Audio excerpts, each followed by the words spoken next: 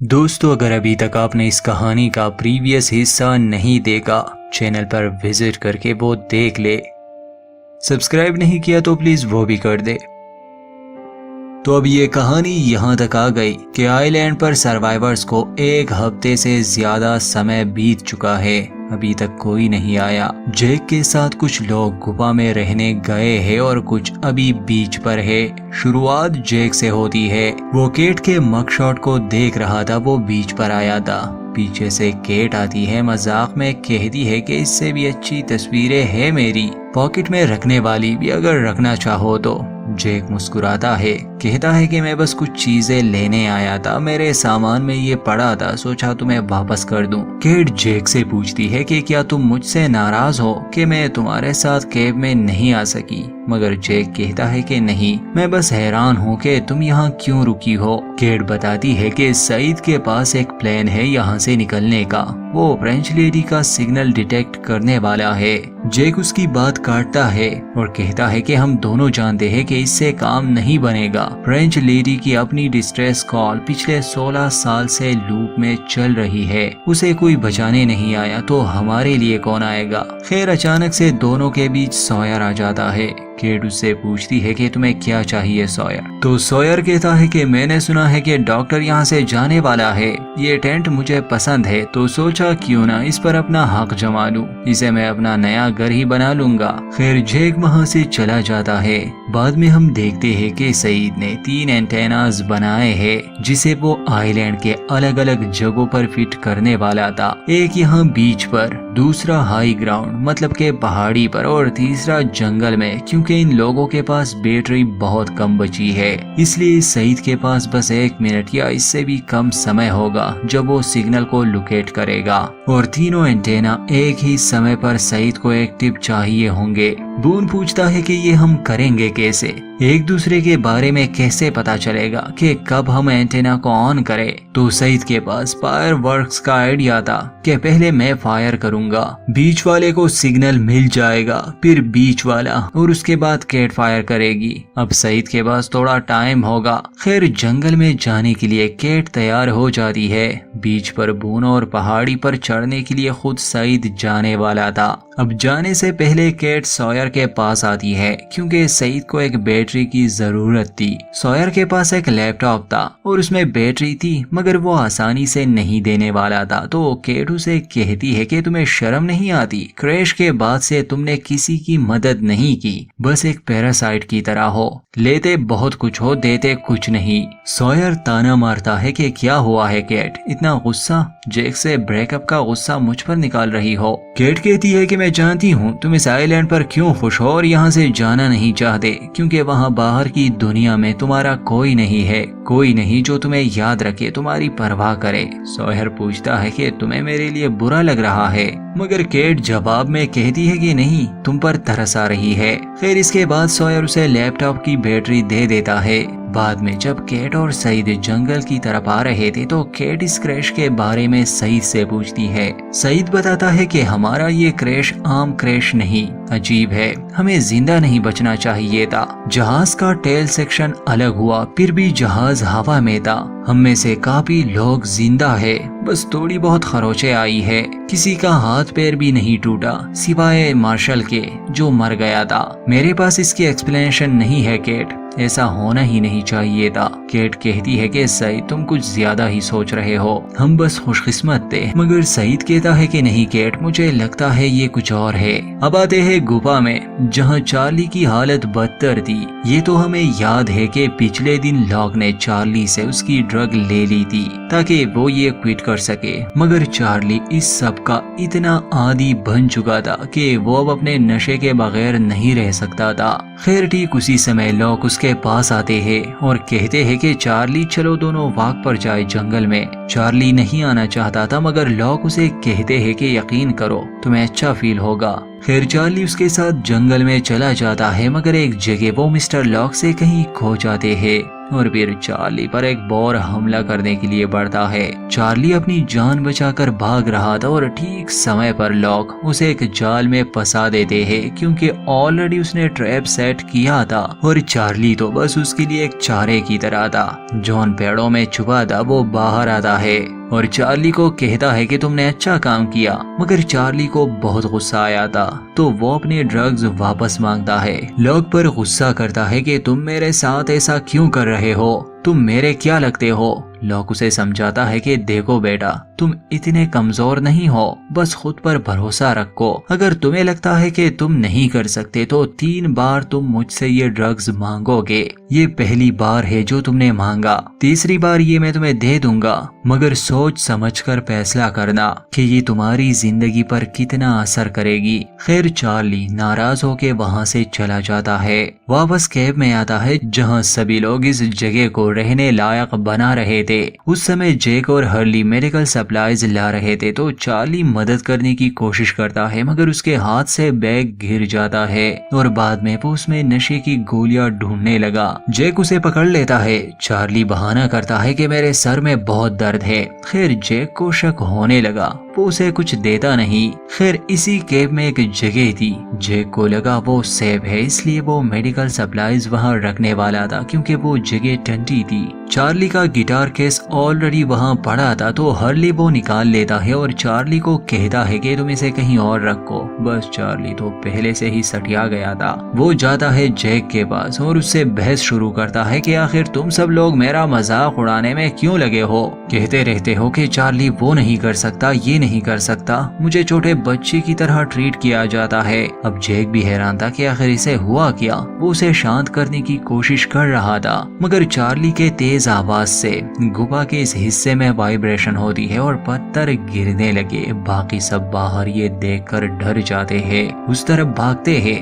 Charlie تو صحیح سلامت باہر آ چکا تھا مگر اب اپنا ڈاکٹر اندر ہی تھا۔ ہرلی چارلی کو جلدی سے بیچ پر مدد کے لیے بھیجتا ہے کہ سب کو بتاؤ اور کیٹ کو بھی۔ چارلی بھاگتے بھاگتے بیچ پر پہنچ جاتا ہے، سب کو کیب والے حادثے کے بارے میں بتاتا ہے کہ جیک پر پتھر گر گئے ہیں، وہ زندہ ہے یا نہیں ابھی تک نہیں معلوم۔ خیر مائیکل بون کچھ اور لوگ کیب کی طرف بھاگتے ہیں مگر بون کو سعید نے راکٹ والا کام دیا تھا کہ وہ اینٹینا کو ایکٹیویٹ کرے گا۔ اب جیک کی مدد کے لیے وہ جانے والا تھا مگر اپنا کام وہ شینن کے حوالے کرتا ہے۔ اب شینن جیسی کام چور پورے سروائیورز میں نہیں ہے۔ خیر شینن ہاں تو کرتی ہے کہ وہ ٹھیک 5 بجے اس فائر ورک کو چلائے گی۔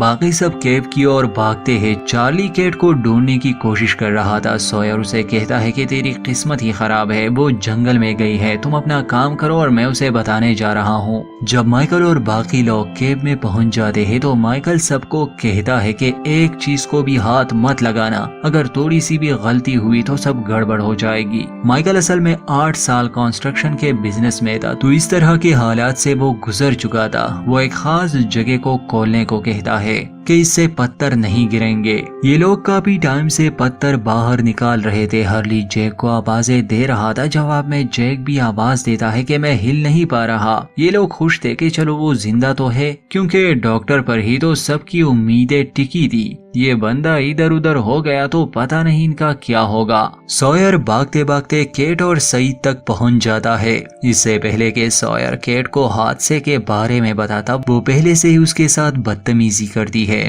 جیسے وہ سوئر کو دیکھ کر کہتی ہے کہ تم یہاں کیا لینے آئے ہو سوئر؟ تو وہ کہتا ہے کہ آرام سے سویٹ ہارٹ، اتنا غصہ مت کرو، میں تمہیں کچھ بتانے آیا ہوں۔ کیٹ کہتی ہے کہ تم مجھے ایسا کیا بتاؤ گے جس میں انٹرسٹڈ ہوں۔ بس یہاں سوئر کا پارا چڑھ جاتا ہے اور وہ حادثے والی بات کو چھوڑ کر یہ کہتا ہے کہ میں کہنے آیا تھا کہ تم صحیح ہو، میں صرف اپنے بارے میں سوچتا ہوں اور کسی کی مدد نہیں کرتا، تو میں یہاں تمہاری مدد کرنے آیا ہوں۔ ویسے کیٹ اگر شیر ہے تو سوئر سوا شیر، اپنا روڈ بیہیویئر کبھی بھی نہیں چھوڑنے والا یہ بندہ۔ اب وہ بھی ان دونوں کے ساتھ جانے لگا۔ اب ان لوگوں کے پاس ہم بعد میں آئیں گے۔ چارلی سب سے بہت گھبرایا ہوا تھا کیونکہ یہ گڑبڑ اسی کی وجہ سے ہوئی تھی، تو وہ دکھی حالت میں لاک کے پاس آتا ہے جو بور کی سکین اتار رہا تھا۔ وہ مسٹر لاک کو کہتے ہیں کہ ایک حادثہ ہوا ہے، جیک پر پتھر گر گئے۔ لاک پوچھتا ہے کہ لوگ اس کی مدد کر رہے ہیں۔ چارلی کہتا ہے کہ ہاں کافی لوگ ہیں، अजीब था कि यहाँ लॉक के एक्सप्रेशन बदलते ही नहीं। मतलब उसे ये सब छोड़कर केव की तरफ भागना था, जैक को बचाने की मदद करनी चाहिए थी, मगर मानो जैसे उसे पहले से ही सब कुछ मालूम हो कि आगे क्या होने वाला है।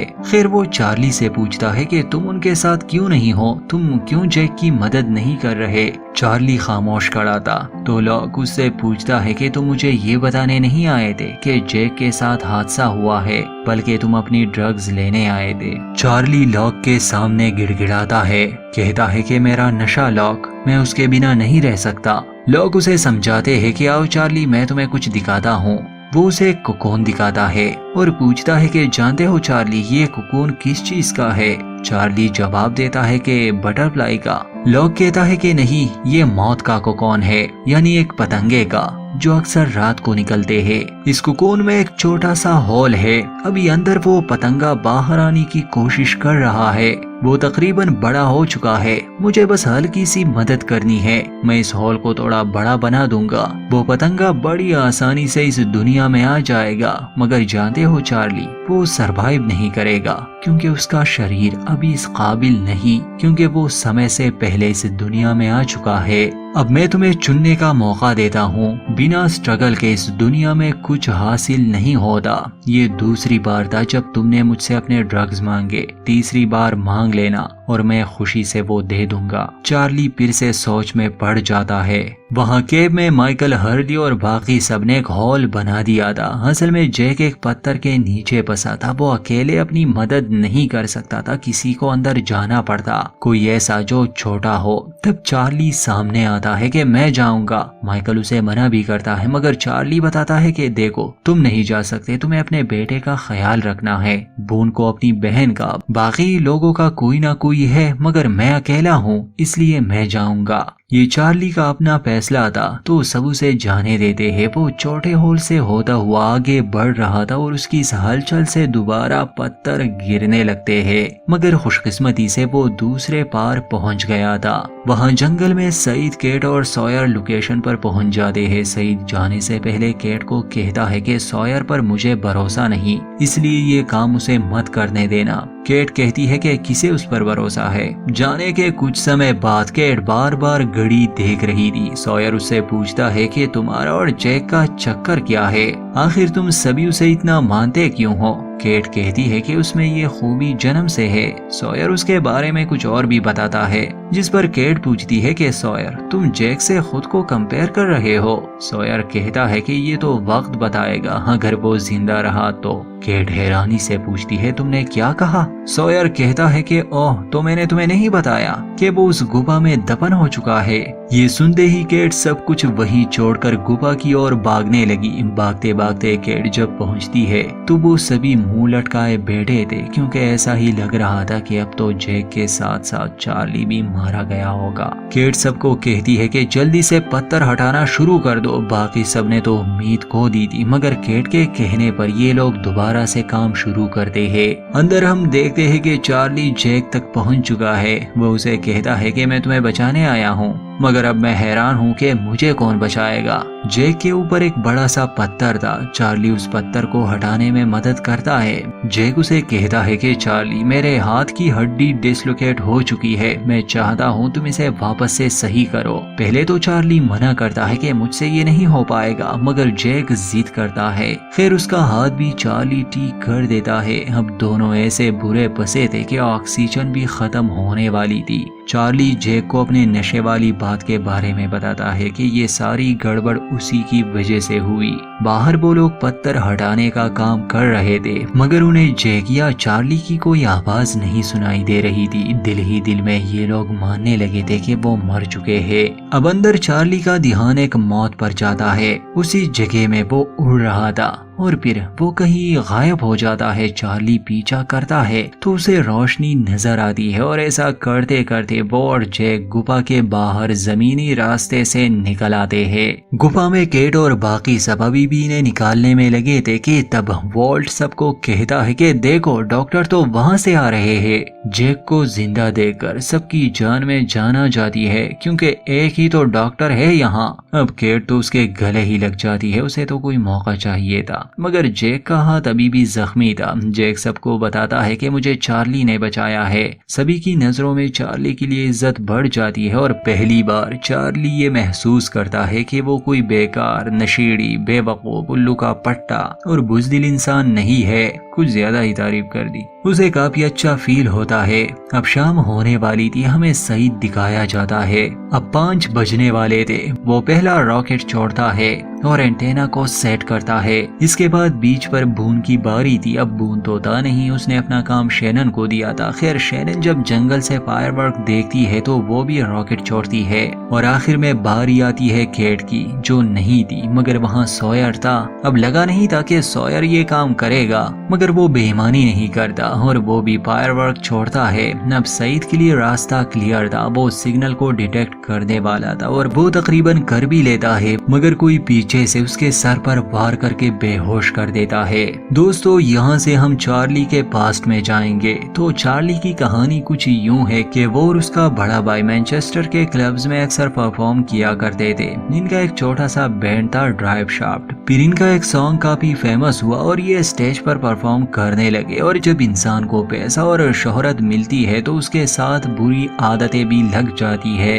वैसे तो चार्ली काफी रिलीजियस था, मगर जब से उनका बैंड फेमस होने लगा था वो काफी बुरे काम करने लगा, मतलब कि अय्याशी। एक पॉइंट आता है जहां वो ये फैसला करता है कि वो बैंड को छोड़ देगा, मगर उसका बड़ा भाई जिसे अब शोहरत की लत लग चुकी थी, वो चार्ली को वापस से बैंड में आने के लिए मजबूर करता है। चार्ली उसे पहले ही कह देता है कि इस बार हम कोई गलत काम नहीं करेंगे। अगर हमें ऐसा कुछ भी महसूस हुआ तो हम सब कुछ वहीं पर छोड़ देंगे। उसका भाई वादा करता है, मगर जैसे जैसे दिन गुजरते गए चार्ली को महसूस होने लगा कि वो कभी भी इस दलदल से बाहर नहीं निकल सकता। एक दिन उसका अपने भाई से झगड़ा होता है और उसी दिन से वो ड्रग्स लेना शुरू कर देता है। चार्ली एक ऐसी जिंदगी को चुनता है जिसमें उसे कभी खुशी नहीं मिलती। समय गुजरता है, उनका बैंड अब खत्म हो चुका था। चार्ली का भाई भी उसके साथ नहीं था। उसने शादी कर ली थी और पूरी तरह से बदल गया था, मगर उसने चार्ली की जिंदगी बर्बाद करके छोड़ दी। चार्ली आज भी नशा करता था और जहां भी उसे काम मिलता वो करता। एक दिन वो अपने भाई के पास आता है, उसे कहता है कि हमें एक काम मिला है, एक कंपनी है, वो वापस से ड्राइव शाफ्ट को लाना चाहती है, मगर वो इसे तुम्हारे बिना नहीं साइन करने वाले। चार्ली का भाई उसे इनकार करता है कि अब उसने वो जिंदगी पीछे छोड़ दी है। उसके बाद से लेकर आज तक चार्ली की जिंदगी में ऐसा कुछ नहीं हुआ था जिसमें वो खुद पर प्राउड करे, मगर ये एक लम्हा उसके लिए काफी अलग था। खैर अब वो यहाँ इन लोगों के साथ खुश था। उसकी तबीयत काफी खराब थी। वो मिस्टर लॉक के पास जाता है, गुस्से में उसे कहता है कि मुझे मेरे ड्रग्स वापस दो। मिस्टर लॉक एक लम्हे के लिए खामोश हो जाते हैं। वो नाराज थे कि इसे इतना सब कहने के बाद भी ये मेरी बात नहीं समझ सका। अब लॉक ना चाहते हुए उसे वो ड्रग्स दे देता है और चार्ली उसे आग में फेंक देता है। लॉक मुस्कुराता है और कहता है कि चार्ली, मुझे तुम पर नाज है। यहाँ से चार्ली की लाइफ बदल गई क्योंकि अब वो नशे का आदी नहीं रहा। और इसी के साथ इस एपिसोड का दी एंड। आगे देखेंगे होता है क्या। चैनल के साथ जुड़े रहिए। स्टोरी को लेकर अपनी राय जरूर दें।